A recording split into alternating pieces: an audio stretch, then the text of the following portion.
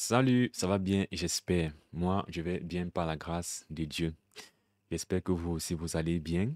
Ça fait un bail que je n'ai pas fait de vidéo face à la caméra comme ça. Ces derniers temps, quand j'ai eu à poster, c'était les rares fois, du moins, ce que j'ai posté, c'était dans le cadre de mon podcast. Donc, voilà. Aujourd'hui, donc, vous avez lu le titre. Je vais faire le compte rendu de ce challenge que je m'étais donné en début d'année, qui est de calculer l'âge de la Terre selon la Bible. Donc, avant de rentrer dans le compte rendu de ce travail, juste quelques éléments généraux comme ça d'introduction. Ok, ce n'est pas que je ne sais pas ce que les gens disent de ce que la Bible dit de l'âge de la Terre de un, ou je ne sais pas ce que les scientifiques disent de l'âge de la Terre de 2. Mais effectivement, il sera question aussi de voir comment est-ce qu'on peut, qu'est-ce qu'on fait de cette discordance déjà entre ce que la Bible dit et ce que les scientifiques disent de l'âge de la Terre. Et ça a une importance théologique et spirituelle parce que ça remet en cause l'existence de Dieu et la foi de toute personne qui croit en fait à un Dieu, et spécifiquement de la foi chrétienne. Donc, ce n'est pas que je n'ai pas ces informations, mais l'intérêt de ce travail était, comme c'est le cas pour tout ce que je crois dans ma foi chrétienne, c'est de croire des choses parce que je les ai vues dans la Bible et je peux les démontrer.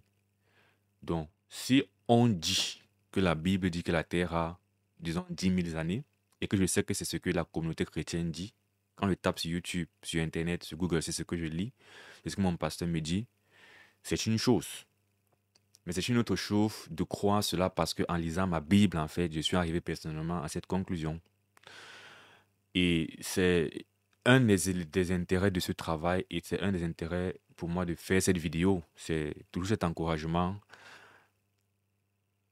euh, de toujours tout soutenir en fait par une révélation, une compréhension personnelle de ce que Dieu a dit.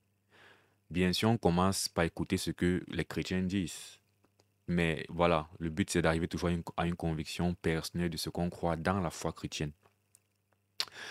Et donc ça, c'était un intérêt de ce travail. Et l'autre intérêt aussi, c'est, du coup, l'exercice était de lire donc, à partir de Genèse jusqu'à la fin de la Bible toutes les références au temps qui s'écoule, de façon à justement avoir le temps écoulé depuis la création de la Terre jusqu'à aujourd'hui. Mais en faisant ce travail, comme je ne pouvais pas sauter des références au temps, je devais donc faire une lecture assez minutieuse. La conséquence, c'est que j'ai donc pu relire ma Bible minutieusement. Et en relisant la Bible minutieusement, j'ai encore été édifié sur des réalités qui ne sont même pas liées à cet objectif, sur le temps, mais dans ma relation avec Dieu, n'est-ce pas? Et c'est aussi un intérêt de ce travail et de partager cela avec vous, de l'encourager dans notre marche à avoir ce type de challenge qu'on se donne, qui doivent toujours nous encourager en fait à être proche de la parole de Dieu, parce que c'est quand on est proche de sa parole qu'il nous transforme, c'est par sa parole que le Seigneur nous purifie, nous transforme, nous sanctifie, comme Jésus a dit, sanctifie par ta parole.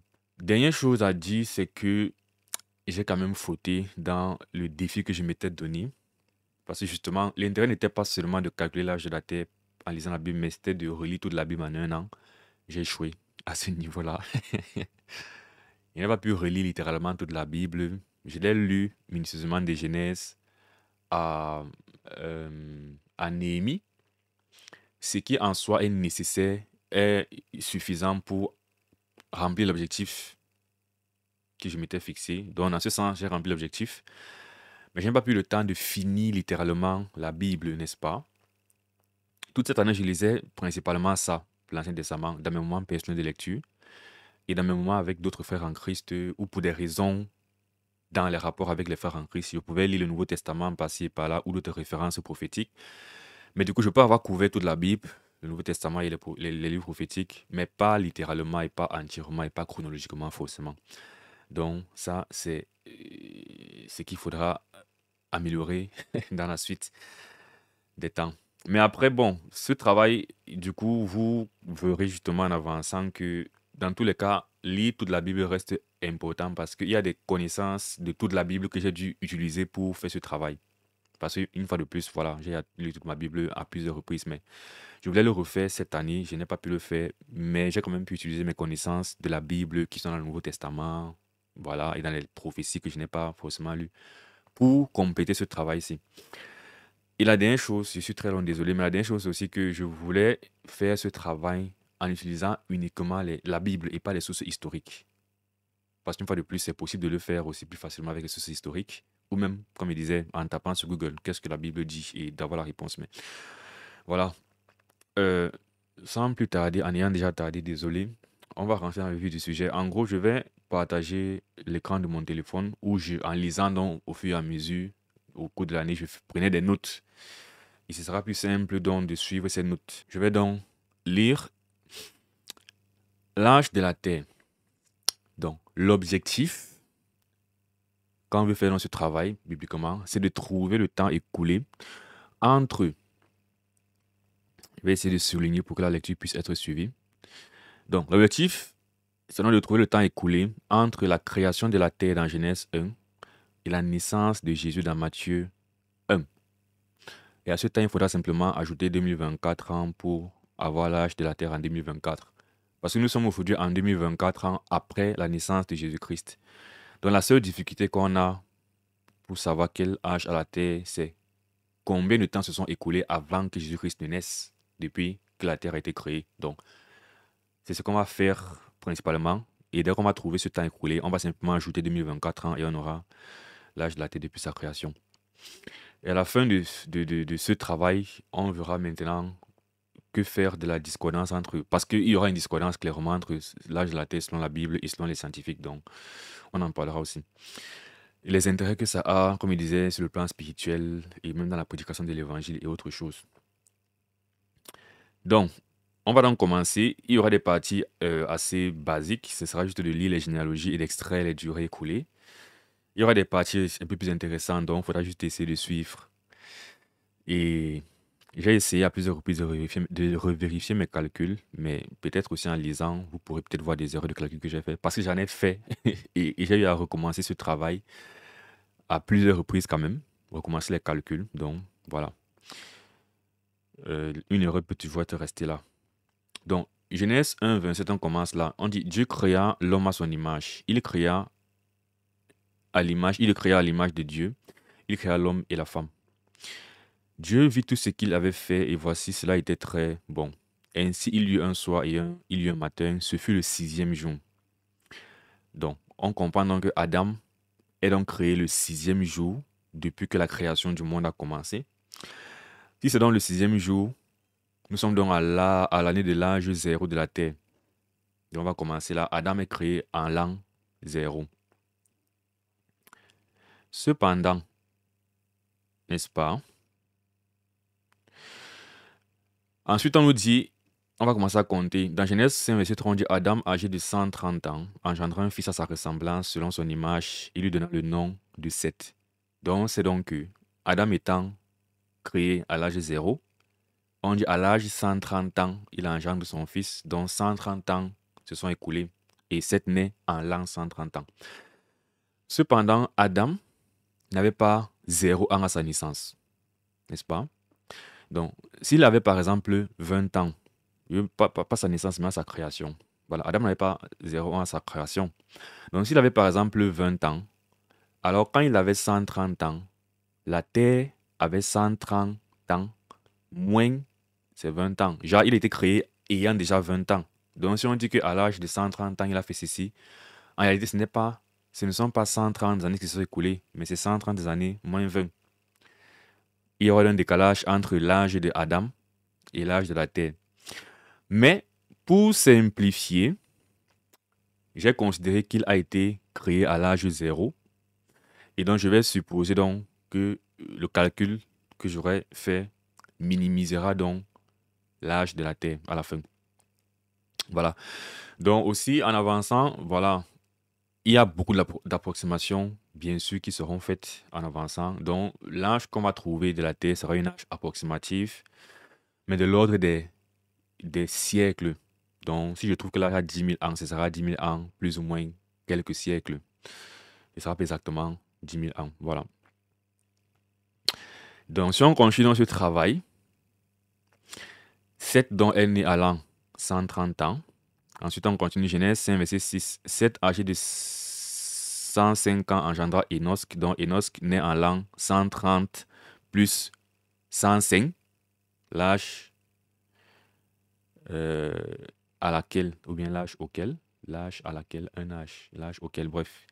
L'âge auquel il engendre son fils est 105 ans, donc on ajoute à son année de naissance les 105 ans qu'il a vécu avant d'engendrer son fils, on obtient donc 235. Nous sommes à l'an 235. Donc je ne vais pas à chaque fois expliquer ça. Le principe étant qu'on comprend, on peut donc continuer rapidement à lire simplement la généalogie. Genèse 5, 9, Enoch âgé de 90 engendra Kenan, donc on a 235 plus 90.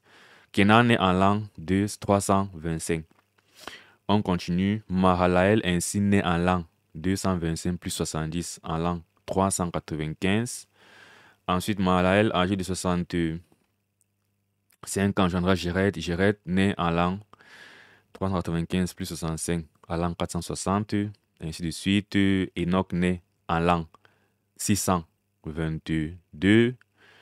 Ensuite, Methuselah naît en l'an 687. Ensuite, Lémec naît en l'an 687 plus 187 est égal à l'an 874. Par exemple, là, quand il voit le mec, après avoir lu et recalculé, j'ai retenu finalement que les mecs étaient le père de Noé, personnage important. Donc là, on dit donc les mecs âgés de 182 ans engendra un fils. Il lui donna le nom de Noé, en disant celui-ci nous consolera de nos fatigues et du travail pénible de nos mains, provenant de cette terre que l'Éternel a maudite. Donc, on s'arrête pour faire un point. Noé est né en l'an 874 plus 182 en l'an 1056. Et c'est intéressant. Donc, du coup, dans le premier siècle, le premier millénaire, en fait, Noé est né. Et puis, on continue. Donc, Genèse 7, verset 6, Noé avait 600 ans lorsque le déluge d'eau fut sur la terre. Donc, le déluge a eu lieu en l'an 1056, naissance de Noé, plus 600 ans, dans l'an 1656. Ensuite, Genèse 8, 13, l'an 601, le premier mois, le premier jour du mois, les eaux avaient séché sur la terre. Noé ôta la couverture de l'arche. Il regarda et voici, la surface de la terre avait séché. Donc, l'an 601. Donc, les eaux du déluge séchèrent en l'an 1656, plus un an, ça fait 1657. Ensuite, Genèse 532. Noé, âgé de 500 ans, engendra Sem, Cham et Japheth. Or, Noé était né en l'an 1056. Donc, s'il engendre donc ses fils à 500 ans, ça veut donc dire que Sem, Cham et Japheth naissent en l'an 1056 plus 500, ça fait 1556. Là, par exemple, on voit qu'il n'a pas accouché les 3 fils la même année. Mais comme ce n'est pas précisé, là, je n'ai pas essayé de détailler en fait à partir de l'année peut-être du premier fils. J'ai juste dit, bon, ces fils naissent en cette année. Et j'avance comme ça. C'est ça que j'entendais par approximation. Mais en avançant, on verra qu'on peut quand même déduire l'année de naissance de Seth. Ça ne va pas forcément servir à grand-chose, mais ce sera intéressant. Donc, en Genèse 11, verset 10, on dit, voici la postérité de Sem. Sem, âgé de 100 ans, engendra Arpachshad 2 ans après le déluge. On a l'année en fait à laquelle les eaux du déluge ont séché. Bon, ici par exemple, on dit 2 ans après le déluge. On ne dit pas si c'est après que le déluge soit fini ou après que les eaux aient séché. Mais j'ai pris que c'est après que les eaux aient séché. Donc on se rappelle donc que les eaux du déluge avaient séché en l'an 1657. Donc 2 ans après le déluge, ça veut donc dire que Sem avait 100 ans 2 ans après le déluge, vu qu'il a accouché son fils à 100 ans Et c'était 2 ans après le déluge. Donc Sem avait 100 ans, 2 ans après le déluge. Le déluge avait eu lieu en l'an 1657. Donc, en l'an 1657 plus 2, ça fait 1659. Sem avait 100 ans. Or, si on sait donc qu'il avait 100 ans en l'an 1659, on peut donc faire 1659 moins 100, on obtient 1559, qui nous donne l'année de naissance de Sem. Donc, voilà par exemple. OK. Aussi, Ashpakad donc naît en l'an 1657, qui est l'année où le déluge a cessé, plus 2, donc il naît en 1659. Et c'est ce qui est utile pour la suite de la généalogie et du temps, du décompte, parce que la généalogie continue avec... on a la généalogie de Ashpakad par la suite. Donc Genèse 11, 12. Je ne sais pas comment on prononce ce nom. Bon. Apachat, âgé de 35 ans, engendra Shélach. Donc Shélach naît en l'an 1659, plus 35, ça fait 1694. Ensuite, Shélach, âgé de 30 ans, engendra Héber. Héber naît en 1694, plus 30, en 1724. Une fois de plus, si quelqu'un est en train d'écouter ça, déjà, je t'encourage à refaire ce travail toi-même. Apache, lis ta Bible et fais ce travail. Mais c'est vrai que je te l'ai déjà simplifié parce que là, tu as déjà toutes les références. Mais voilà, je pourrais avoir oublié une référence. Bon, quoique on voit clairement que les noms se suivent, donc je ne peux pas avoir oublié de références. Mais bon, la moindre des choses serait au moins de calculer, de vérifier les calculs que je fais, puisque tu as les chiffres devant toi. Et après, partir aussi relire toute ta Bible et revoir ça de tes propres yeux. Et comme je disais, bénéficier donc de ce travail-là de proximité dans la parole. Ensuite, Genèse 11, 16. Héber, âgé de 34 ans, engendra Pélec, dont Pélec naît en l'an 1724 plus 34 en l'an 1758. Bon, je vais un peu accélérer. Ensuite, on a Réu qui naît en l'an 1788. Ensuite, on a Séruc qui naît, son fils du coup, qui naît en l'an 1788. Il veut dire en 1820, pardon. Ensuite, son fils Nachor qui naît en l'an 1850. Ensuite, Nachor engendre Terach en l'an 1879. Là encore, on a un autre nom, Télach. Je veux dire Terach, le père d'Abraham, un personnage très important. Donc, Terach, âgé de 70 ans, engendra Abraham, Nachor et Haran. Du coup, Abraham naît en l'an 1879 plus 70, en l'an 1949. Là, on peut aussi faire un point pour avoir un élément marquant. On se rappelle que Noé était né en l'an 1056. C'est quand même deux personnages emblématiques.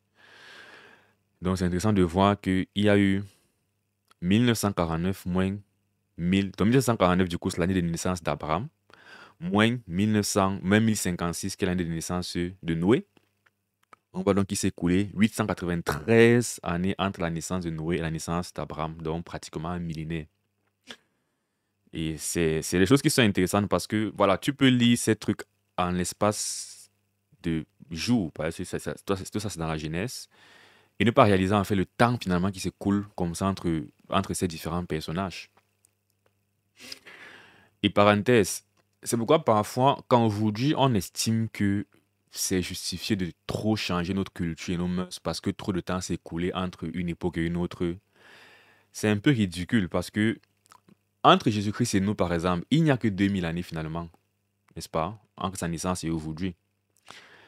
Et on estime que c'est justifié aujourd'hui parce que nous sommes 2000 ans plus tard d'avoir des mœurs tellement différentes et de ne pouvoir faire certaines choses. Et pourtant, quand on lit la Bible, on ne trouve pas ça choquant quand entre Abraham et David, il y avait les mêmes mœurs en Israël. Or, nous sommes, comme on va le voir, nous sommes vraiment des... Prenons déjà entre Noé et Abraham, il y a 1000 ans, pratiquement, un millénaire, 800 ans. Mais on n'a pas l'impression qu'on lit la Bible que les mœurs, en fait, ont changé drastiquement, n'est-ce pas? Et si on prend d'Abraham justement à Jésus-Christ, c'est clair que, bon, on verra qu'il y a beaucoup de temps. Mais bref, c'est pour dire que c'est aussi intéressant de faire ces arrêts et de réaliser ces différents éléments, quoi. Ok, donc Genèse 21, 25 par la suite, on dit Abraham était âgé de 100 ans à naissance d'Isaac, son fils. Donc, Abraham étant né en 1949, on fait 1949 plus 100, ça fait que Isaac naît en l'an 2049. Ensuite, on a le récit de la naissance de Jacob, le fils d'Isaac. On dit ensuite sortit son frère dont la main tenait le talon d'Ésaü. Isaac avait accouché, du moins sa femme avait accouché des jumeaux, Ésaü et Jacob. Donc, Ésaü était sorti avant. Ensuite, Jacob. On dit donc, ensuite sortit son frère dont la main tenait le talon d'Ésaü. Et on lui donna le nom de Jacob. Isaac était âgé de 60 ans lorsqu'il naquirent. Jacob naît donc en l'an 2049, plus 70 en l'an 2119. Et là, on avance. On entre dans le chapitre d'Israël en Égypte. Donc, Genèse 47, verset 9 nous dit, Jacob répondit à Pharaon, les jours des années de mon pèlerinage sont de 130 ans. Les jours des années de ma vie ont été peu nombreux et mauvais, et ils n'ont point atteint les jours des années de la vie de mes pères durant le pèlerinage.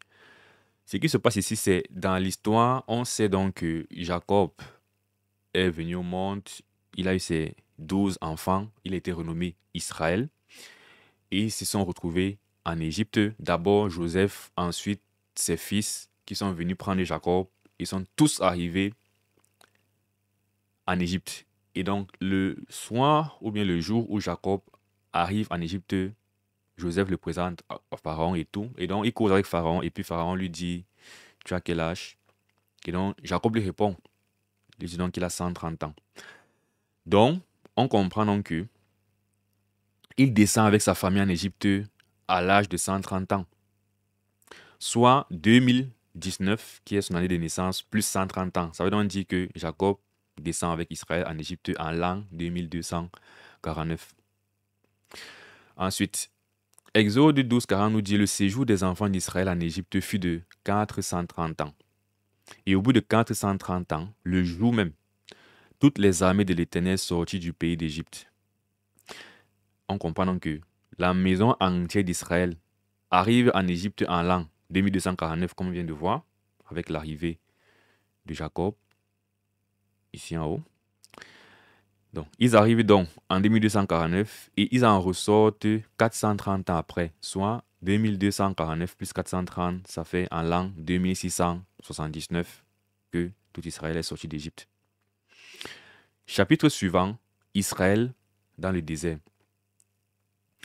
Donc, Exode 16, 35 dit, les enfants d'Israël mangeaient de la manne pendant 40 ans, jusqu'à leur arrivée dans un pays habité. Ils mangeaient la manne jusqu'à leur arrivée aux frontières du pays de Canaan.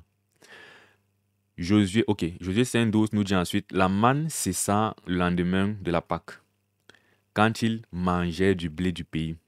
Les enfants d'Israël n'eurent plus de manne, et ils mangeaient les produits du pays de Canaan cette année-là. Donc on nous dit vraiment que dans Exode qu'ils ont mangé la manne pendant 40 ans.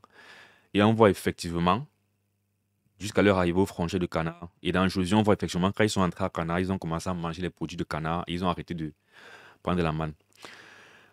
Donc, on a donc, parce que vous suivez la chronologie, ils sont arrivés en Israël, ils ont fait 430 ans, ils sont sortis, on a l'année de leur sortie. Maintenant, on sait qu'ils ont fait 40 ans dans le désert, donc on doit ajouter ces 40 ans pour savoir la durée à laquelle on se trouve quand ils entrent en Canaan. Mais, il y a un petit détail, on dit, avant ces 40 ans, il y a eu 2 ans et 40 jours dans le désert, le temps de recevoir la loi et de faire l'exploration du pays de Canaan. Donc ce récit est raconté dans Nombre 9, 11. On dit l'Éternel parla à Moïse dans le désert de Sinaï, le premier mois de la seconde année après leur sortie du pays d'Égypte. Vous voyez, donc nous sommes dans la seconde année après la sortie. Donc, on a donc 2 années. Et dans Nombre 14, 34, on dit, de même que vous avez mis 40 jours à explorer le pays, ça veut dire que dans Nombre 14, ils ont déjà fait les 2 ans après la sortie dans le pays d'Égypte, après lesquels Moïse a reçu la loi. Après avoir reçu la loi, ils ont avancé, ils sont partis explorer le pays de Canaan. Voilà, pendant 40 jours. Et donc, de même que vous avez mis 40 jours à explorer le pays, vous porterez la peine de vos iniquités 40 années, une année pour chaque jour, et vous saurez ce que c'est que d'être privé de ma présence. Parce qu'après avoir exploré le pays de Canaan, ils ont péché. Bon, je ne vais pas entrer dans tous ces détails-là. Et donc, je l'ai fait cette malédiction de, ok, vous allez faire, au lieu de faire, comme vous avez fait 40 jours pour explorer le pays, vous allez faire 40 années pour sortir du désert à cause de votre péché. Et c'est de là qu'on a la durée des 40 années qu'ils ont fait. La question qui se pose donc, c'est, quand on dit 40 années dans le désert, est-ce que c'est 40 années à partir de la sortie d'Égypte jusqu'à l'entrée à Canaan, ou c'est 40 années à partir de cette malédiction qu'ils ont reçue après avoir exploré le pays?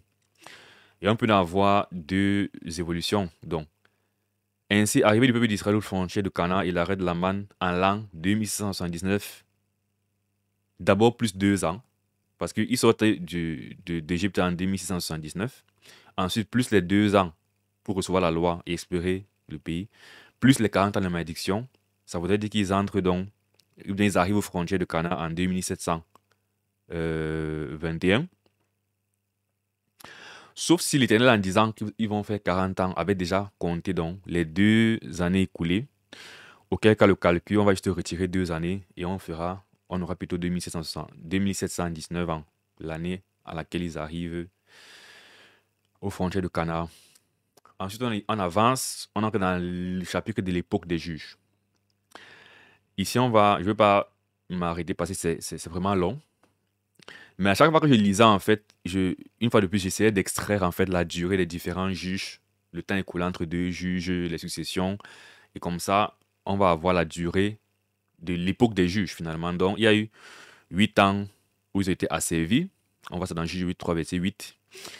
La colère de l'Éternel s'enflamma contre Israël et il vendit entre les mains de Cusham, roi de Mésopotamie, et les enfants d'Israël furent asservis 8 ans à cette personne. Et puis tu as 40 ans de repos. Dans Juge 3, verset 11, le pays fut en repos pendant 40 ans. Donc sur cette logique donc, j'ai calculé, ensuite ils ont été asservis pendant 18 ans. Ensuite ils ont eu 80 ans de repos. Ensuite ils ont été opprimés pendant 20 ans. Ensuite, 80 ans de repos à l'époque du juge Déborah, avec l'histoire de Barak et tout, qu'on connaît bien. Ensuite, 7 ans de servitude. Ensuite, 40 ans de repos sous Gédéon. Donc, une fois de plus, ces chiffres aussi nous permettent de voir vraiment la dynamique de la relation entre l'Éternel et Israël depuis le départ et de davantage comprendre vraiment le cœur de Dieu quand on parle de la fidélité dans ses promesses, quand on parle de fidélité de Dieu en fait, malgré nos fautes, n'est-ce pas? 40 ans de repos sur Gédéon, ensuite 3 ans de problèmes internes avec le règne d'Abimelech, qui était le fils de Gédéon. Ensuite, il y a eu une succession de juges, et puis on a 45 ans de repos. Voilà, puis il y a eu un an dans le grand pays et 18 ans dans l'autre pays du côté de Juda. Oui, il y a eu un détail comme ça où vous savez qu'il y a une partie des enfants d'Israël, en fait, qui étaient restés de l'autre côté du Jourdain, n'est-ce pas? Qui avaient pris de l'héritage de l'autre côté du Jourdain et que la majorité du pays était de l'autre côté du Jourdain. Donc, en terre d'Israël même. Donc, il y a une période où il y avait une différence de temps. Bref, c'est un détail. Ensuite, on continue. Jephthé fut juge de l'autre côté du Jourdain et il libéra le peuple pendant 6 années. Puis, succession de juges, Ibtan, 7 ans, Élon, 10 ans, puis 8 ans, juge tous 8 à 15, puis 40 ans de servitude, puis 20 ans avec Samson. Puis, on va s'arrêter un peu, on va ralentir ici. Le prochain juge dont parle spécifiquement la parole, c'est Élie, qui était juge et sacrificateur pendant 40 ans. Donc, 1 Samuel 4, 18 dit, à peine eut-il fait mention de l'âge de Dieu qu'il tomba de son siège et à la renverse, à côté de la porte. Il se rompit la nuque, il mourut car il était un homme vieux et pesant. Il avait été juge en Israël pendant 40 ans. Ça, c'est Élie. Ensuite, les derniers juges d'Israël sont Samuel et ses fils avant l'ère des rois. Et dans 1 Samuel 7,15 dit, Samuel fut juge en Israël pendant toute sa vie. 1 Samuel 8, verset 2 dit, son fils premier-né se nommait Joël et le second Abidja. Ils étaient juges à Beer-Sheba. Et donc, lorsqu'on comptabilise ces différentes durées, la durée de l'époque des juges jusqu'au roi, c'est d'environ de 451 années. Alors, j'ai pris le temps de détailler ce travail parce qu'il est important pour mesurer, pour évaluer notre méthode de calcul et de mesure. Parce que, en lisant, comme je disais, quand tu lis ces récits, en fait, tu fais beaucoup d'approximations. Et donc, tu peux perdre beaucoup de temps ou rajouter beaucoup de temps dans tes calculs. Mais j'ai donc été encouragé parce que, quand je lis, et ça fait donc partie des références qu'il disait du Nouveau Testament que je connais, qui m'ont aidé quand même dans ce travail, c'est dans Actes, il y a des passages comme ça où il y a des résumés finalement des grandes périodes qui facilitent ce travail. En fait, je n'avais pas besoin de faire le travail que j'ai fait dans le livre des juges. Mais bon. Dans Acte 13, 18, on dit, il y a ce rappel de l'histoire d'Israël, n'est-ce pas, durant la prédication. Et on dit, il est nourri près de 40 ans dans le désert, comme on vient de voir. Et ensuite, on dit, ayant détruit cette nation au pays de Canaan, il leur accorda le territoire comme propriété. Il leur en accorda le territoire comme propriété. Après cela, durant 450 ans environ, il leur donna des juges jusqu'au prophète Samuel. Et donc, moi, ça me rassure que quand je lis finalement le livre des juges, je trouve 451 ans et que voilà, le prédicateur, je crois, vous savez si c'est Étienne, j'ai oublié qui prêche ici, parle de 450 ans environ. Et ce n'est pas non plus surprenant parce qu'en réalité, Étienne, c'est ça parce qu'il a lu le même livre que je lis. Il a lu les livres des juges, comme moi je lis le livre des juges. Donc c'est un peu logique qu'on arrive à la même conclusion. Parce que quand il dit 450 ans environ, moi j'ai 451 ans, c'est un peu pareil. Ensuite, il y a des détails que j'ai mis ici qui ne sont pas indispensables pour la compréhension du calcul, mais qui vont m'aider par la suite pour des détails une fois de plus. Toujours de temps, mais ce n'est pas indispensable. Donc, tout ça. Et donc, comme il disait, au final, on ne va même pas utiliser l'année de l'arrivée aux frontières de Canaan parce que l'intérêt de calculer dans cette durée des juges et tout ça, ou bien, je disais, est-ce qu'on prend les 2 ans entre la sortie d'Égypte et la réception de la loi quand on compte les 40 ans ou pas. Tous ces détails-là, finalement, ne seront pas nécessaires. Donc, au final, on ne va pas utiliser l'année de l'arrivée aux frontières de Canaan, ni la durée de la période des juges. Mais dans la suite, on a une référence qui donne la durée depuis la sortie d'Égypte jusqu'au temps des rois en Israël. Donc, voilà. Mais comme il disait, on a quand même pu vérifier que notre façon de compter en lisant les récits approche bien les résumés faits par la Bible elle-même. Donc, comme chez nous, on fait, comme on peut faire en recherche, parfois quand tu veux mesurer une variable, tu dois t'assurer que ta méthode de mesure en fait est accurate. Mesure bien ce que tu mesures. Donc au moins, je sais maintenant que pour les généalogies, par exemple, où j'ai eu à faire ces calculs en lisant, ma méthode de calcul est bonne. Voilà. Donc, en avançant, on a un roi, 6 verset 1. On dit, ce fut la 480e année après la sortie des enfants d'Israël du pays d'Égypte que Salomon bâtit la maison à l'Éternel.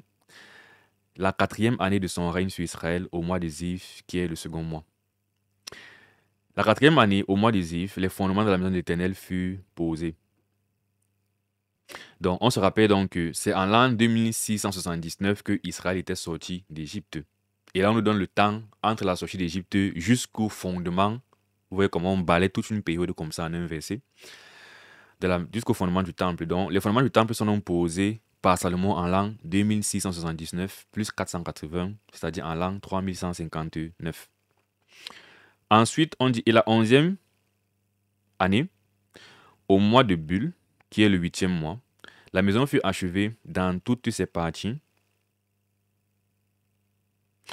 La maison fut achevée dans toutes ses parties et telle qu'elle devait être. Salomon la construisit dans l'espace de 7 ans. Le temple est donc achevé la 11e année du règne de Salomon, alors que les fondements ont été posés la 4e année, soit 7 ans plus tard. Donc il pose les fondements à la 4e année de son règne. Et c'est à la 11e année de son règne que le temple est fini. Ça veut donc dire qu'il a fallu 7 ans supplémentaires pour finir le temple. Donc, on prend 3159 qui était l'année de la fin du posement des fondements, plus les 7 ans supplémentaires pour finir de construire. Le temple est donc achevé en l'an 3166. Ensuite, 1 roi 11, 42, Salomon régna 40 ans à Jérusalem sur tout Israël. Donc, il a régné 40 ans. On sait que Salomon achève le temple la 11e année de son règne, qui était une durée totale de 40 ans. Ça veut donc dire que, après qu'il ait achevé le temple, son règne a encore duré 29 ans, n'est-ce pas? 40 au moins 11. Donc, ayant donc l'année de la fin de la construction du temple, on ajoute 29 ans et on aura l'année en fait à laquelle Salomon a fini son règne et où Roboam a commencé. Donc, c'est important donc parce que à partir de là, je ne vais plus faire dans ce travail en détail qui avait déjà été fait. Parce que le travail maintenant à faire est de calculer les durées des différents règnes des rois de Juda. Jusqu'à parce que là on entre dans le chapitre de la déportation à Babylone. Et donc il y a eu des rois jusqu'à la déportation à Babylone. Donc ça s'est fait, quelle est la durée qui s'est écoulée. Et comme il disait, on connaît en quelle année Roboam a pris le règne. Donc si on a la durée du règne de Roboam jusqu'au règne du dernier roi de Juda qui était Sédécias, on aura donc cette durée-là. Ce travail, toujours pour nous encourager à faire ce genre de travail, j'étais content de ne pas d'avoir déjà fait ce travail par le passé parce qu'il y a des années de cela, quand je voulais étudier l'Apocalypse, donc je fais une publicité pour dire que j'ai une série en parallèle que j'ai faite sur le livre d'Apocalypse. Mais avant d'étudier l'Apocalypse dans les détails, j'avais compris qu'il est important de comprendre en fait l'histoire des rois et des prophètes pour mieux comprendre l'Apocalypse. Et en faisant ce travail, j'avais eu à cœur justement de calculer la durée des différents règnes des différents rois de Juda et d'Israël, de voir les similitudes entre les vies des prophètes qu'on connaît et les vies de ces rois-là quand l'histoire se déroulait, n'est-ce pas? Et en faisant ça, donc, j'ai donc pu avoir la durée dont j'ai besoin aujourd'hui, n'est-ce pas? Dont j'ai eu besoin cette année. Donc voilà, je vous affiche les charts que j'avais faites à l'occasion de cela. Juste pour dire que ce calcul-là, en fait, m'a donné 394 années. Donc, du règne de Roboam, qui a succédé à Salomon, son père, au dernier roi de Juda, Sédécias, avant la déportation à Babylone, il y a 394 années. Ça fait donc que, de la fin de la construction du temple, qui est en l'an 3166, comme on a vu, à la déportation, il y aura donc les 29 ans restants du règne de Salomon, plus les 394 années de Roboam à Sédécias, soit 423 années. Ça veut donc dire que la déportation à Babylone a eu lieu en l'an 3166 plus 423 en l'an 3582. Donc vous voyez comme il disait que vous voyez que entre la naissance d'Abraham avec qui a commencé par exemple les promesses faites à Israël et tout ça, il n'en est même pas encore à la naissance de Christ, on a encore la déportation à Babylone. Abraham naît autour de l'année pratiquement 2000. Et nous sommes ici en 3589. Il y a pratiquement 1500 années en fait entre Abraham et cette déportation. Mais les mœurs israélites n'ont pas tellement changé. Les principes, les concepts n'ont pas tellement changé. Donc, pourquoi nous, aujourd'hui, chrétiens, on se dit que on n'a pas respecté certaines mœurs, certains commandements, certains principes qui étaient respectés à l'époque de Jésus-Christ sous prétexte que c'était avant. 2000 ans, c'est beaucoup, mais on voit que voilà, il y a déjà 1500 entre... Bref, je ne me répète pas, mais c'est un peu le commentaire que je faisais au début de cette vidéo.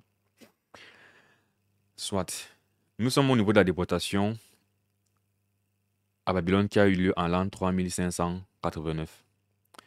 Ensuite, on entre dans le chapitre du retour des Juifs en Israël.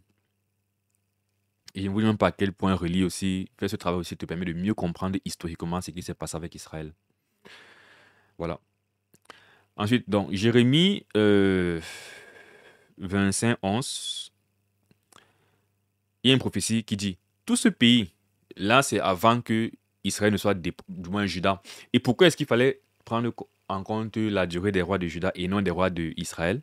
Parce qu'effectivement, les rois d'Israël ont été déportés à un moment donné et ils ont disparu, du moins le pays d'Israël. Parce qu'après le règne de Salomon sur Roboam, le règne était divisé en deux à cause du péché de David. On a donné une partie à Roboam, Juda, et une partie à Israël. Et Israël a été déporté à un moment donné. Et donc, et l'autre partie à Jéroboam, c'était Israël. Mais Israël avait été amené en déportation par le roi d'Assyrie et l'histoire s'est arrêtée pour eux. Donc, voilà, c'était non plus nécessaire. L'histoire continue avec les rois de Juda jusqu'à la déportation et jusqu'au retour et jusqu'à Jésus-Christ. Donc, c'est avec la lignée de Juda en fait qu'on peut avoir le fil chronologique en fait du temps. Et donc là, durant cette époque-là, quand Juda était encore dans sa terre et que Juda péchait, raison pour laquelle justement ils ont été déportés par Babylone, Jérémie vit et Jérémie prophétise. Donc il dit, tout ce pays deviendra une ruine, un désert, et ces nations seront asservies au roi de Babylone pendant 70 ans. Donc on a une durée de 70 ans. Mais lorsque ces 70 ans seront accomplis, je châtierai le roi de Babylone et cette nation, dit l'Éternel, à cause de leurs iniquités. Je punirai le pays des Chaldéens et j'en ferai des ruines éternelles. Et c'est bien parce qu'on avait l'année de la déportation. Maintenant, la question était, ils ont fait combien de temps étant déportés par les Babyloniens? Réponse, ils ont fait 70 ans. Et là, sur la base que les prophéties de Dieu doivent s'accomplir, on sait donc qu'ils ont fait 70 ans sous le règne des Babyloniens et que l'empire babylonien est tombé après ces 70 ans, comme prophétisé. Donc, la chute de Babylone a eu lieu en l'an 3589, qui est donc l'année de déportation, plus 70 ans, c'est-à-dire en l'an 3659. Et on sait donc que cette chute de Babylone, cette fin de l'empire babylonien, dans le livre de Daniel, est due en fait à la chute des Chaldéens par Darius le Mède. Là, il est question de continuer à calculer. Nous sommes maintenant au niveau de, ok, Babylone est tombée, 70 ans se sont écoulés. Il faut maintenant calculer entre, qu'est-ce qui se passe par la suite déjà? Eh bien, les Israéliens doivent rentrer en fait à Jérusalem. Et c'est quand ils sont rentrés à Jérusalem que le temps passe et on arrive à l'époque où Jésus-Christ naît. Donc, il faut maintenant continuer à calculer le temps qui s'écoule. Et là, on a donc cette prophétie qui nous donne aussi cette durée, n'est-ce pas, entre la chute de Babylone jusqu'à Jésus-Christ. Sache-le donc et comprends. Ça, c'est l'ange Gabriel qui parle à Daniel. Depuis le moment où la parole a annoncé que Jérusalem sera rebâtie jusqu'à loin, au conducteur, il y a 7 semaines et 62 semaines. Les places et les fossés seront rétablis, mais en des temps fâcheux. Après les 62 semaines, un oint sera retranché et il n'aura pas de successeur. Et ici, on va faire une grosse pause pour définir la décompte prophétique du temps, qui nous fait comprendre qu'un jour est égal à un an. Et c'est à partir de cette compréhension qu'on pourra calculer donc la durée entre eux. Parce que si on dit, la parole a été annoncée qu'il fallait qu'on reconstruise Jérusalem. Et de ce temps-là, jusqu'à ce qu'un oint meure, spoiler alert, l'oint qui meurt, c'est Jésus-Christ en fait. Donc on a la durée entre l'annonce de la reconstruction de Jérusalem jusqu'à la mort de Jésus-Christ. Et vous verrez que si on a cette durée-là, au point où nous en sommes, on aura tout ce qu'il nous faut. Déjà, il faut comprendre que 62 semaines ici, là, qu'est-ce qu'il dit? Il dit il y a 7 semaines et 62 semaines. Ça fait 69 semaines. N'est-ce pas? Une fois de plus. Depuis le moment où la parole a annoncé que Jérusalem sera rebâtie jusqu'à loin, il y a 7 semaines et 62 semaines. Donc, quand il dit qu'après les 62 semaines, un sera retranché, en fait, c'est après 69 semaines, puisqu'il y a d'abord eu les 7 semaines, puis c'est 62 semaines, ça fait 69 semaines. Et les versets avant ce passage, ce verset, l'ange explique une prophétie de 70 années en fait à Daniel, à la fin desquelles Dieu va rétablir une justice éternelle. Donc il y aura une connotation en fait à la fin des temps également. Ça, une fois de plus, j'en parle de long en large dans la série sur Apocalypse que j'ai fait en parallèle. Mais comme il disait, juste quelques éléments qui font comprendre pourquoi on va devoir compter en fait un jour comme un an pour finir notre calcul. Donc, dans Nombre 14, 34, il est écrit, de même que vous avez, on a lu ça au départ, de même que vous avez mis 40 jours à explorer le pays, vous porterez la peine de vos iniquités 40 années, une année pour chaque jour, et vous saurez ce que c'est que d'être privé de ma présence. En fait, il y a simplement ce principe. On remarque que parfois, quand Dieu parle prophétiquement, souvent, il va assimiler en fait le jour à l'année. Comme c'est le cas, par exemple, dans ce jugement qu'il a fait à Israël. Il y a cet élément qui nous encourage à faire ce que je vais faire par la suite, n'est-ce pas? Il y a aussi la notion de année de sabbat.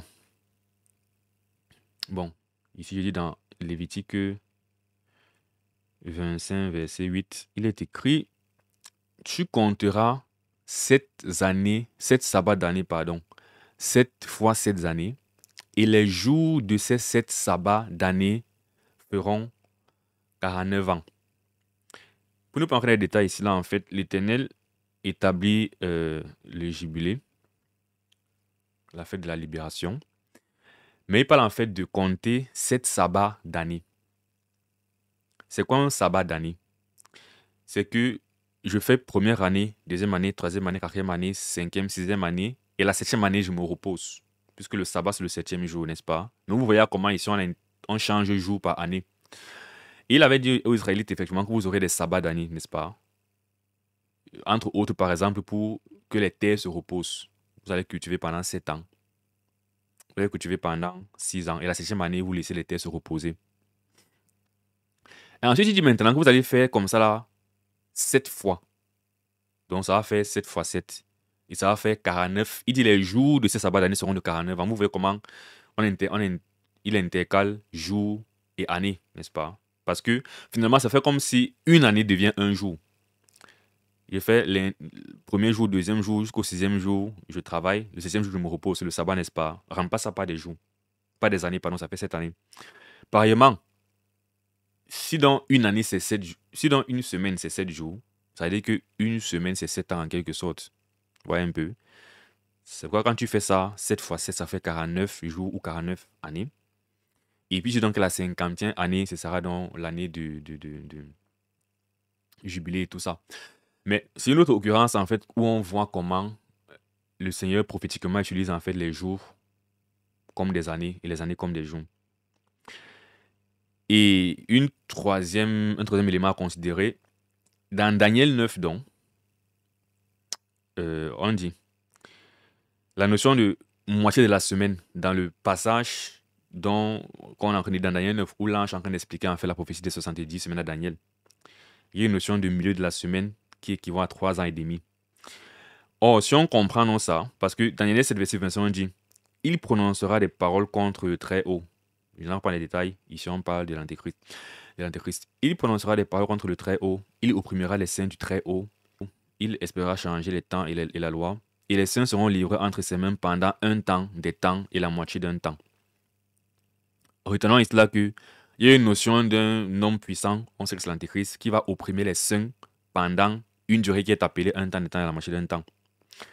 On va lire donc tout ça à Daniel 9 où l'ange a dit à Daniel que on a 62 semaines à la fin desquelles un mois sera retranché, n'est-ce pas? On avait déjà vu ça dans la mort de Jésus-Christ. Dans la prophétie de Daniel 9, il dit ensuite que durant la dernière semaine qui va rester, parce que c'est une prophétie de 70 années, où il y a eu 7 semaines plus 62 semaines à la fin desquelles l'on a été retranché, donc 69 semaines écoulées. À la dernière semaine, eh bien, au milieu de la semaine, il y a un événement important qui est l'abomination de la désolation. Donc, on va donc lier ce principe de l'antéchrist qui domine sur les siens à cette dernière semaine pour voir comment cette dernière semaine, en fait, divisée en deux, équivaut à une période de 3,5 années, en fait. C'est que cette moitié-là, en fait, équivaut à 3,5 années. Et c'est cohérent.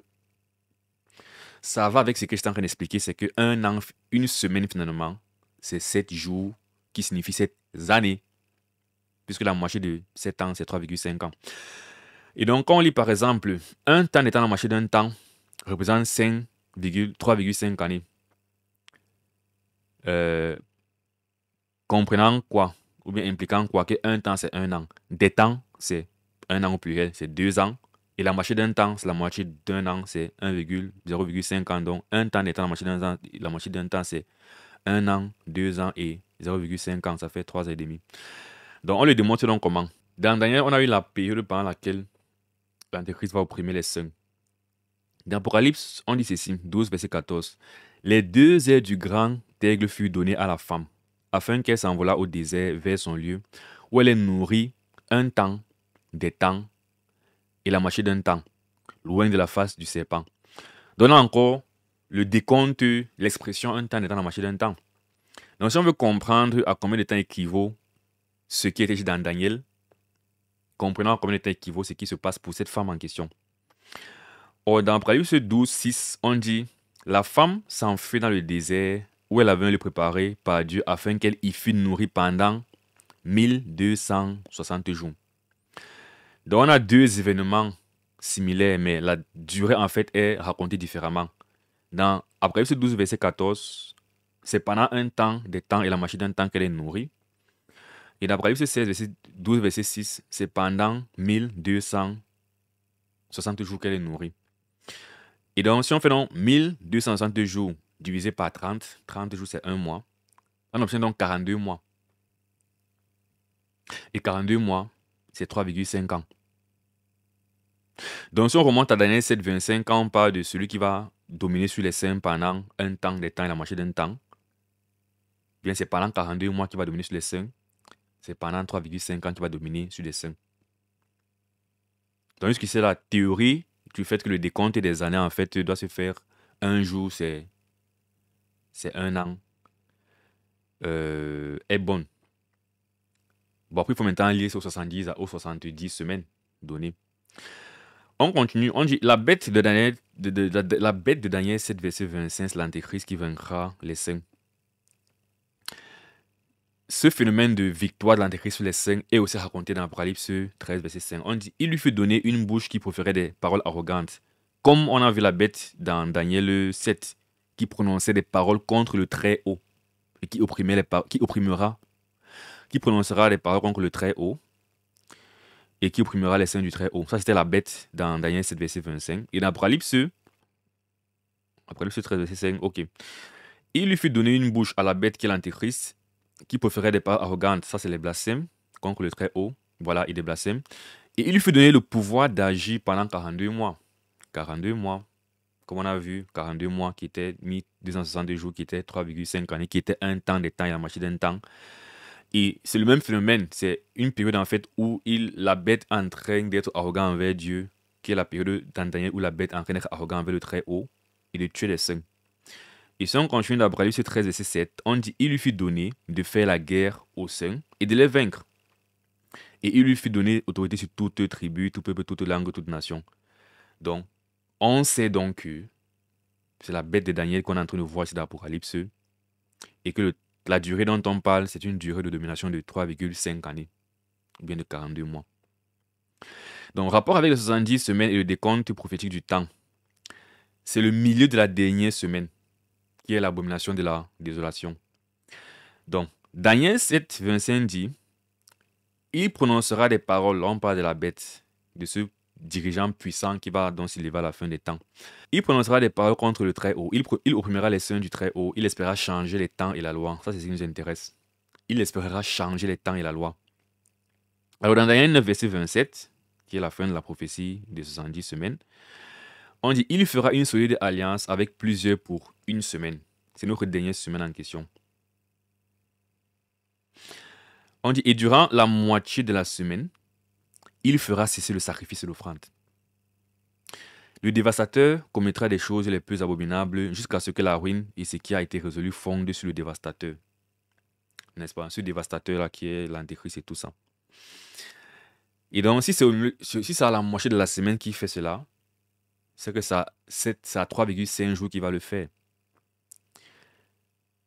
Mais le point est de dire que c'est 3,5 ans en réalité. Donc, cette fin de sacrifice, en fait, c'est la similitude avec le fait d'espérer changer les temps et la loi. N'est-ce pas? Et donc, comme on sait qu'on parle de l'antéchrist, en fait, qui a une sorte de pouvoir sur les saints, de domination qu'il fait, et il y a une notion de c'est pendant 3,5 années qu'il a le pouvoir de faire cela. L'événement de Daniel 7, en fait, elle est à l'événement de Daniel 9, de 70 jours, elle est Apocalypse. Donc, la durée dont on parle dans Daniel 7 et dans Apocalypse qui est de 42 mois, qui est de 3,5 années, est liée à ces 3,5 jours dans Daniel 9, verset. Bref, la moitié de la semaine. Et si donc on comprend non ça comme ça, et bien on rentre en arrière. Si la dernière semaine, c'est cette année, ça veut dire quoi? J'ai écrit ici là que, conclusion, 3,5 jours, c'est 3,5 années, donc une semaine, c'est 7 années. Donc 69 semaines, et bien c'est 69 fois 7 est égal à 483 années. C'est-à-dire qu'une semaine, c'est 7 années en fait. Donc 69 semaines, c'est combien d'années? 69 fois 7, 483 années.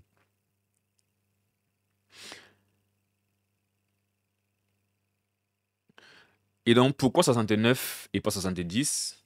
Comme on a vu, pour arriver à la naissance ou bien à la mort de Jésus-Christ, c'est 67, c'est 7 semaines plus 62 semaines qui se sont écoulées.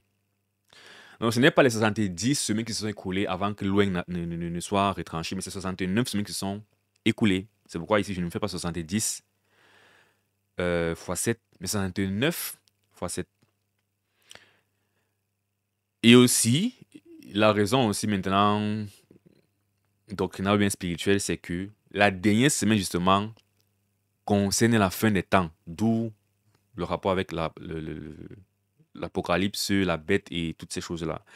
Ça ne nous intéresse pas pour le moment. Mais si vous voulez plus par rapport à ça, allez dans la série sur le livre d'Apocalypse. Je continue, je parle de ça avant. Donc, ok. Où est-ce que nous en sommes? On avait déjà calculé l'année de la déportation. Et là, on voulait calculer la durée, en fait, du retour de la déportation à Jérusalem. Donc, on rappelle, la chute de Babylone a eu lieu en l'an 3659, qui était la prise des Chaldéens par Darius le Maître. Et là, je vais donc lire. Sache-le donc et comprendre, depuis le moment où la parole a annoncé que Jérusalem sera rebâtie jusqu'à loin au conducteur, il y a 7 semaines, 62 semaines. Les places et les fosses seront rétablies, mais en des temps fâcheux. Daniel 9, 26 dit, après les 62 semaines, un oint sera retranché, il n'aura pas de successeur. Ça signifie donc que, comment on sait que ces 69 semaines finalement, c'est 483 ans? Ça signifie que, après 483 ans, après le moment où la reconstruction de Jérusalem a été annoncée, l'oint sera retranché. Donc Jésus meurt 483 années après le moment où on a annoncé que le temple sera rétabli, que Jérusalem sera reconstruit. Maintenant, il faut trouver à partir de quand la parole a annoncé que le temple sera rebâti, que Jérusalem sera reconstruit. Bon. Ici, il y a des variantes. Et j'ai choisi juste une voie, n'est-ce pas? Parce qu'il y a eu plusieurs élans de reconstruction de Jérusalem historiquement. Et quand je dis historiquement, je parle de bibliquement. Voilà. Tu as premièrement le réveil de Cyrus, le roi Cyrus, qui justement a dit, ok, il faut que les Juifs rentrent reconstruire leur temple. Ça, c'est une possibilité. Sauf que quand ils sont rentrés avec Zorobabel et compagnie, ils ont posé les fondements du temple et puis ils ont été découragés, ils ont arrêté de construire le temple. Et là, on parle du temple. Et quand Darius plus tard est venu régner, après Cyrus, tu as eu Darius qui est arrivé. Sous Darius, ils ont recommencé la construction du temple et ils ont fini de construire le temple. Donc on peut voir aussi en Darius un élan de reconstruction de Jérusalem, commençant par le temple qui se reconstruit. Donc on peut aussi dire que, ah non, en fait, c'est à partir de Darius qu'on compte ces 483 ans. Ou à partir de Cyrus qu'on compte ces 483 ans. Ou même, à l'époque du roi Artaxerxès, tu as Néhémie qui rentre reconstruire la muraille de Jérusalem. Donc là, tu vois maintenant un peu comme si toute la ville est finie. Tu as le temple et toute la ville qui est finie. Donc on pourrait aussi dire, voilà, cette parole annonçant la reconstruction, c'est à l'époque de Artaxerxès, n'est-ce pas? Mais moi, personnellement, je choisis, pas que je choisis, mais je suis plus convaincu par, c'est à partir de Cyrus qu'il faut compter ça. Simplement parce qu'il veut dire, c'est c'est à partir de là que pour la première fois, depuis la captivité, il y a la notion de reconstruction qui est évoquée de un, pour commencer. Simplement d'abord, n'est-ce pas? On peut donc voir une sorte d'accomplissement en plusieurs plans de cela, par le fait qu'après tu as Darius qui relance le truc, tu as Artaxerxès, mais il veut dire, ça, pour moi, ça commence en fait à Cyrus de un. Donc, on a cette parole dans Ezra 1 où on dit la première année de Cyrus, roi de Perse, afin que s'accomplisse la parole de l'Éternel prononcée par la bouche de Jérémie, l'Éternel réveilla l'esprit de Cyrus, roi de Perse, pour qu'il fît de vive voix, pour qu'il fît faire de vive voix et par écrit cette publication dans tout son royaume. Ainsi par le Cyrus, roi de Perse, l'Éternel, le Dieu des cieux, m'a donné tous les royaumes de la terre, et il m'a commandé de lui bâtir une maison à Jérusalem en Juda. Moi, je considère que ça, c'est ce moment où on dit que la parole a annoncé que Jérusalem sera rebâtie. On dirait ici n'est pas que de la reconstruction du temple, mais je pense que c'est l'image en fait de Jérusalem en fait qui est reconstruite d'une part. Et les prophéties d'Ésaïe disent la même chose différemment. Donc, il y a une question est-ce que je pose, quelle durée est-ce qu'il y a entre la chute de Babylone et le décret de Cyrus? Parce qu'une fois de plus, on sait que entre l'annonce de la reconstruction de la ville jusqu'à la mort de Christ, il y a 483 années. Et on connaît en quelle année Babylone a chuté. La question c'est, voilà, il faut maintenant, entre la chute de Babylone et l'annonce du décret, il y a combien de temps? Dès qu'on comble ce vide-là, on aura tout ce qu'il nous faut. Maintenant, je lis dans Isaïe 44, verset 28, où il y a cette prophétie dans Cyrus. Donc, bien avant que Babylone, bien avant que Babylone, en fait, ne soit au pouvoir, en fait. N'est-ce pas? Je dis de Cyrus, il est mon berger, il accomplira toute ma volonté. Il dira de Jérusalem qu'elle soit rétablie et du temple qu'il soit fondé. Donc, dans la prophétie, ce que Cyrus, en fait, dit et impulse, c'est la reconstruction de la ville de Jérusalem. Donc, si Daniel dit depuis le moment où la parole a annoncé que la ville sera rétablie à 70 semaines, pour moi, l'annonce là, c'est l'annonce du. Et quand on voit littéralement Cyrus se lever et dire rebaptiser Jérusalem, on doit comprendre que le point, c'est de rebâtir la ville en fait. Parce que dans la prophétie, concernant Cyrus, il devait rebâtir, il va avoir une idée de rebâtir la ville. C'est pourquoi il dit, je pense que l'annonce concerne. La concerne Cyrus, pour avancer, l'annonce de la reconstruction de Cyrus de Jérusalem, pour moi, c'est le décret de Cyrus. Et donc la question était quelle durée est-ce qu'il y a entre le décret de Cyrus et la chute de Babylone? Donc, on continue. Isaïe 45, 2 dit voilà. Qu'il tient par ma main, parlant de Cyrus qu'il tient par la main pour terrasser les nations devant lui et pour relâcher la ceinture des rois, pour lui ouvrir les portes afin qu'elles ne soient plus fermées. Je marcherai devant toi, j'aplaneirai les chemins montueux, je romprai les portes d'airain et je briserai les verrous de fer. C'est moi qui ai suscité Cyrus dans ma justice et j'applanerai toutes ses voies. Il rebâtira ma ville. Il libérera mes captifs sans rançon ni présent, dit l'Éternel des armées. Donc, Cyrus est le début du symbole de la reconstruction parce que la ville est finie en fait avec Artaxerxès. Mais si on dit que c'est Cyrus qui va rebâtir la ville, c'est pourquoi il dit que on doit comprendre Cyrus dès sa première année, son décret, comme étant cette parole qui annonce la reconstruction. Même si dans l'accomplissement, la reconstruction, littéralement, se passe par étapes. Mais c'est Cyrus qui est l'image de cette reconstruction. Et donc, ce qu'on comprend de ça, c'est que Dieu, en fait, a travaillé avec Cyrus en lui donnant déjà autorité sur les nations. Et c'est important parce que on se pose la question, quelle est la durée entre la chute de Babylone et le décret de Cyrus? Et il disait au départ que c'est Darius qui a fait tomber Babylone. Et ce qui poserait une question, quelle est la durée entre le règne de Darius et le règne de Cyrus? Et c'est une possibilité que Darius ait d'abord régné, qu'ensuite Cyrus ait régné. Mais ce n'est pas la compréhension que moi je prends, à cause de ce qui vient d'être lu. Dieu a dit que c'est Cyrus en fait qui va libérer le peuple. Donc il faut que Cyrus soit impliqué dans la chute de Babylone, d'une part. Et d'autre part, on voit que Dieu a donné le pouvoir aux nations à Cyrus. Donc, je lis ce que j'ai écrit ici. Cyrus est celui qui devait délivrer Israël après la captivité à Babylone. Or, dans le livre de Daniel, la chute de Babylone est causée par Darius, le maître. Mais si on se rappelle bien, quand Daniel avait dit la prophétie faite à Belshazzar, compter, compter, peser, diviser,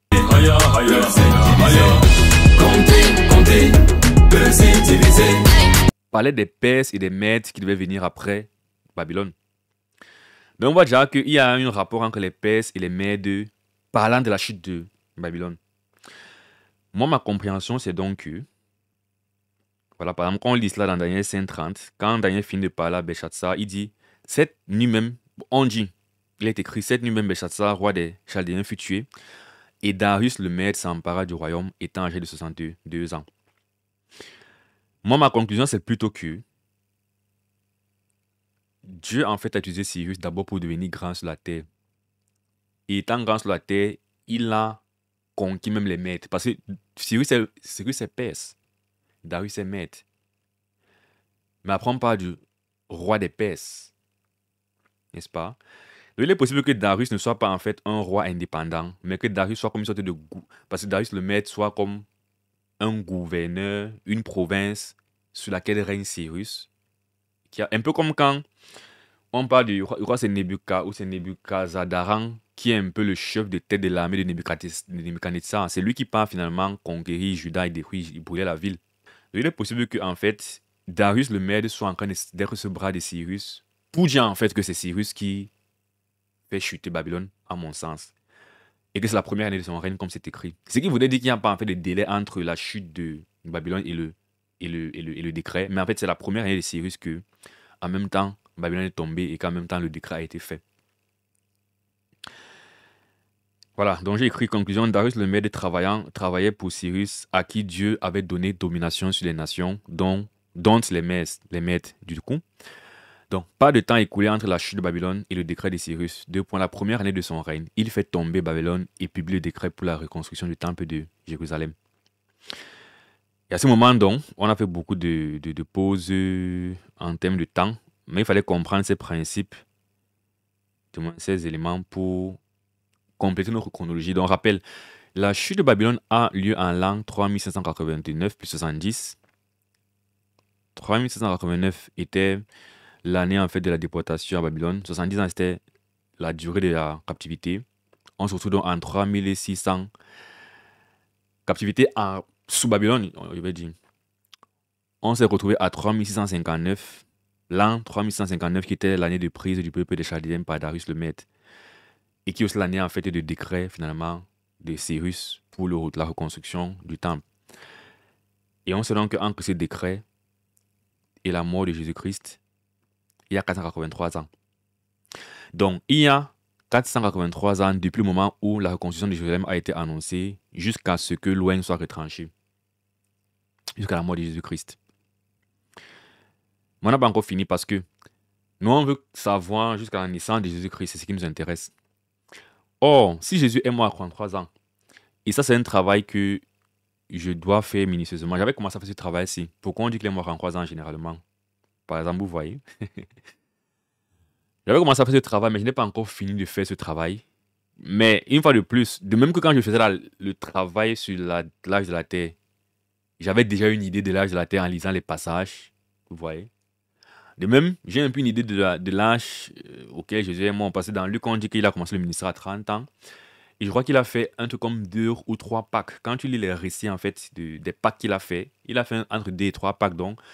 Et la Pâque, c'est une fois par an. Donc si Jésus a fait 3 Pâques après qu'il ait commencé son ministère, on peut imaginer qu'il soit mort à 33 ans. Je veux dire, voilà, j'assume déjà cette connaissance ici dans ce travail. Mais c'est déjà de travaux que j'aime justement prendre le temps de m'arrêter et faire, qui serait peut-être une occasion de relire les évangiles plus en détail. Voilà, voilà. Mais dans tous les cas, même si je dis il est mort à 30 ans parce qu'on sait qu'il a commencé le ministère à 30 ans, ce sont des approximations, c'est pas très grave. Mais ici, j'ai pris 33 ans du coup. Jésus est mort à 33 ans. Ça veut donc dire que quoi? On peut avoir l'année de la mort de Jésus-Christ et revenir à l'année de sa naissance. Ok, Jésus est né en quelle année? On prend 3659, qui est l'année 3659 l'année de la chute de Babylone et de la prise des Chaldéens par les Perses, par Cyrus, plus les 483 années, on arrive à la mort de Jésus-Christ, et moins les 33 années de vie, on arrive à sa naissance, en l'an 4109. Donc, notre objectif était de trouver la durée entre Genèse 1, la création de la terre, jusqu'à la naissance de Jésus-Christ. Objectif réussi. Jésus est né en l'an 4109. À ce temps, il faudra simplement ajouter 2024, comme j'avais dit, pour savoir l'âge de la Terre en 2024. La Terre a donc 4109 ans plus 2024 est égal à 6133 années en 2024. Voilà, on rend gloire à Dieu pour ce beau travail. Et donc, ça tombe effectivement dans les marges de ce que j'entends les gens dire dans l'église. Quand tu tapes sur Internet, quel est l'âge de la Terre, on te dit entre 6000 ans et 10 000 ans, par exemple. Vous voyez? Et donc, pour moi, cette marge vient de ces approximations que vous m'avez vu faire en travaillant. Voilà, au niveau Bon, il y a des détails, comme il disait, les 2 ans. Au niveau des 40 ans, on le disait, est-ce qu'on ajoute 2 ans ou pas? Il y a aussi des éléments un peu plus importants, comme à partir de quand la parole a été annoncée que Jérusalem sera rebâtie. Est-ce qu'on part à partir de Cyrus? Est-ce qu'on prend à partir de Darius ou à partir d'Artaxerxès? Il y a des éléments comme même la durée prophétique que j'ai calculée là. Comment j'ai calculé que 1 an, c'est 1 jour. Même là aussi, quelqu'un peut dire, bon, c'est pas exactement ça. Et ça peut soit rallonger, soit raccourcir le temps. Il y a la durée des juges qui a été approximative, voilà, il y a, etc. Donc voilà, c'est pour dire, on peut comprendre pourquoi il y a cette marche. Mais ce qui est clairement sûr, et la seconde partie de la vidéo, c'est de dire, on n'est pas dans les millions d'années en réalité, comme la science dit. Et donc la deuxième partie, c'est de dire, qu'est-ce qu'on fait dans cette contradiction? Comment on peut l'expliquer? On peut, d'une part, se dire, je vais juste partir sur la base sur la science ment. Et je vais prendre ce que la Bible a dit, Marita, ce que la Bible est en train de dire. C'est une possibilité. Ou, et ce n'est pas l'option que moi je prends. Je prends l'option que la science dit vrai.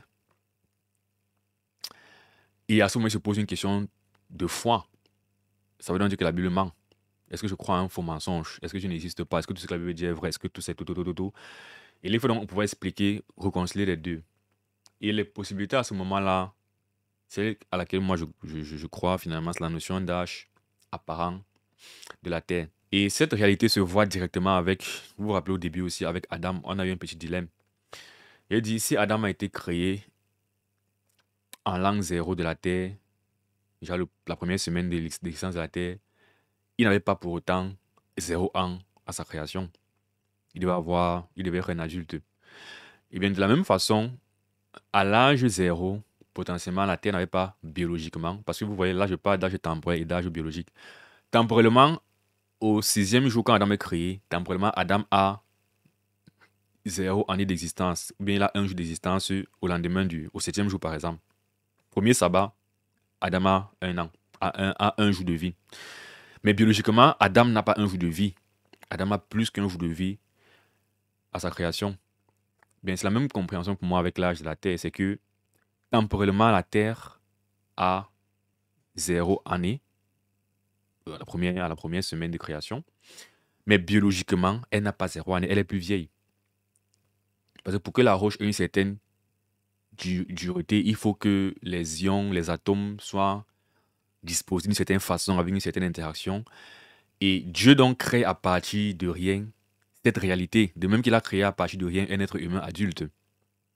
Il veut dire, quitte à être choqué de la notion d'âge apparent de la Terre, oui, continue et sois choqué en fait de la création d'Adam étant adulte. Donc, et ça, c'est un athée consistant à ce moment donné. Maintenant, celui qui n'est pas athée, mais qui n'est pas non plus croyant complètement de l'âge apparent de la Terre, mais qui est au milieu, pour moi, c'est déjà, non, il faut être consistant. Si tu crois qu'Adam a été créé adulte, tu dois croire, voilà. Après, il y a d'autres personnes qui ne croient pas qu'Adam, c'est le premier être humain.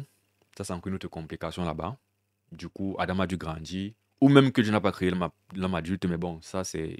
La Bible dit qu'il a créé un homme. Il n'a pas créé il n'a pas créé un embryon. Il a créé un homme. Il a soufflé le feu de vie.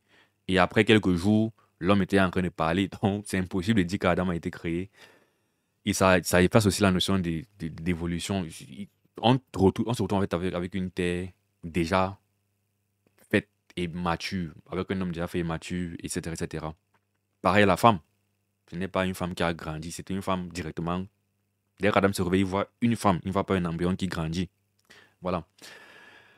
Et donc là, non, ça redonne de l'harmonie finalement entre ma croyance et la Bible et la science. Du moins, il n'y a pas de contradiction.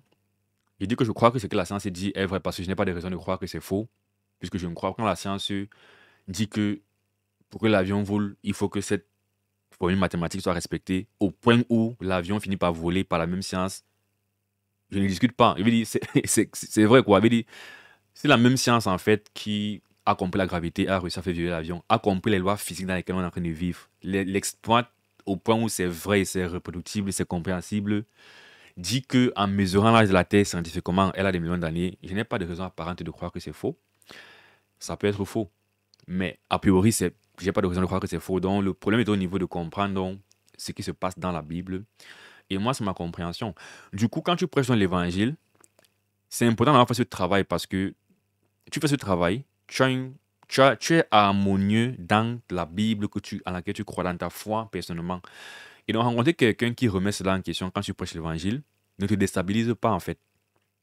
Et là, je parle de manière intellectuelle parce que la relation avec Dieu dépasse l'intellect et va aussi dans ce que tu vis finalement. Donc, si je finis par vivre des choses avec Dieu, tu ne peux pas me dire qu'il n'existe pas en fait. Mais souvent, ça, c'est pas souvent l'argument qui va convaincre une personne parce qu'il va te dire c'est subjectif. Donc, c'est pourquoi, sur le plan au moins c'est de l'intellect, pour ne pas être perturbé en fait par l'autre et dire ce qui est sans trembler, je crois en Dieu. Ok, tu crois qu'il y a une contradiction. Voici comment c'est une contradiction parce que Dieu a créé un homme mature. Dieu a créé une terre mature. Dans le débat selon lequel la Bible concrétise que la terre a des millions d'années là, fin du débat. Est-ce que tu veux maintenant te repentir et croire en Jésus-Christ? Et puis on peut avancer. Donc c'est un peu ça aussi l'intérêt d'avoir cette question. Et une raison pour laquelle j'ai voulu faire ce travail spécifiquement, comme j'expliquais aussi dans la vidéo où j'annonçais ça, c'était parce que c'est une réalité quand on sort prêcher l'évangile. C'est que voilà, on sort régulièrement prêcher l'évangile et la question de l'existence de Dieu est souvent sur la table. Et le problème de la création est un élément qui est souvent évoqué dans cette question. Parfois, c'est le problème de la morale et du mal qui existe dans le monde. Mais là aussi, on peut l'expliquer. Et donc, voilà un peu. J'espère que cette vidéo t'aura encouragé d'une certaine façon. Tu auras aussi appris des choses. Et s'il y a des choses aussi que tu estimes que j'ai pas bien fait, que peut-être tu as fait ce travail, tu as procédé différemment et tout, c'est aussi ça le point, c'est de partager et tout. Donc, tu mets dans les commentaires. Si cette vidéo t'a plu et que je n'ai pas encore abonné à la chaîne, abonne-toi à la chaîne. Généralement, je fais dans ce genre. Bon, généralement, je fais plus des études bibliques. Là, je suis en train de faire, depuis 7 mois du coup, j'ai publié l'étude dans Romains, chapitre 8. Ben, je fais souvent des études bibliques de ce genre. J'en ai fait une sur Apocalypse, j'en parlais dans la vidéo. Et voilà, parfois variété de contenu sur la parole de Dieu comme ça qui m'intéresse. Bref, le but c'est de nous encourager simplement à connaître Dieu, à grandir dans sa connaissance pour ceux qui sont déjà chrétiens et à venir à sa connaissance et au salut pour ceux qui ne sont pas encore sauvés. Voilà, on se retrouve dans une prochaine vidéo. Que Dieu te bénisse, porte-toi bien d'ici là. Ciao.